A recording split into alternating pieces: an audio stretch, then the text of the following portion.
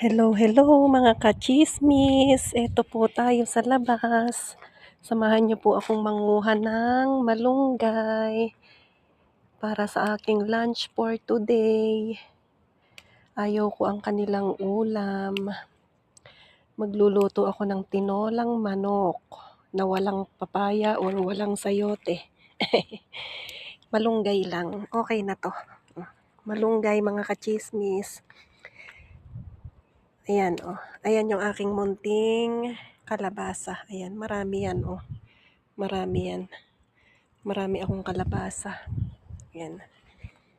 Pero mangunguha ako ng malunggay ngayon kasi yung aming manok sa freezer, tinanggalan ko ng pakpak. Ay, bahala na si Batman pag nakita ni Madam.